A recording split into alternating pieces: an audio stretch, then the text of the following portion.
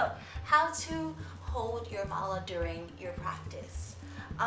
Typically, it's held in the right hand. I find that very difficult to do because I'm left-handed, so I automatically hold it in my left hand. I don't see a problem with that, but if you want to be traditional, then you probably want to hold it in your right hand. If you're not right-handed, whatever. But I typically hold it in my left hand.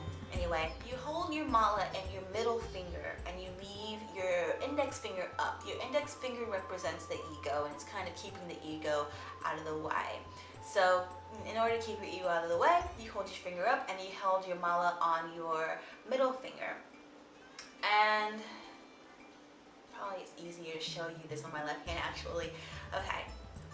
And you move your mala with your thumb over your middle finger. And as you recite each mantra, that's when you move a bead. So in the case of our mantra that we're going to be starting on Monday, Loka Samasta Sukhino Bhavantu, you would recite that entire sentence before you moved on to another bead. So each bead represents that whole sentence. So you just move it over your finger basically like so, and you just count your mantras, and you go around in your circle. Now, what happens when you get all the way around to your guru bead? What do you do at the end if you're brave enough to count 108 times? Or even if you have a smaller one like this that has maybe 20 or 21 beads on it, what happens when you get to the guru bead? Now, you should never cross over your guru bead, meaning once you get here and you want to start another round, you don't step over your guru bead like this, because it is said that if you go over it like that, it's like you're stepping on your guru.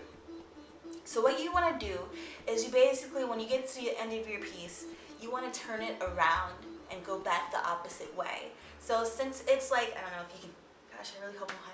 So since your bead is like this and you're at your end, you want to turn it around and go back that way. Give thanks to your guru and go back in the other direction. So again, you get to the end of your mala, or even if you have, a wrist mala where here's your guru bead, you turn your bracelet around, your wrist mala around, and go back the other way. Give thanks to your guru. Do not step on your guru. It's as simple as that. Tibetan mala beads have 111 beads. Some of mine do also. Sometimes those 111 beads represent your marker beads, which are basically marking where you are and your pattern. So usually you'll see a marker bead after your 21st bead or after your 27th bead. Some of my malas have them after the 21st and the 27th. Some of them have them after the 54th bead, so you know that you're halfway done. So it's an extra added bead that you don't really count, but it just kind of lets you know where you're at. And those marker beads can also serve as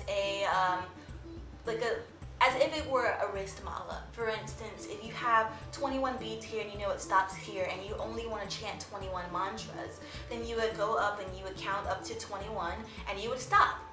That way you don't have to have a whole bunch of different malas for different, numbers. Or if you only wanted to count 54 mantras that day, then you will only go up to your 54 and you know where it stops at.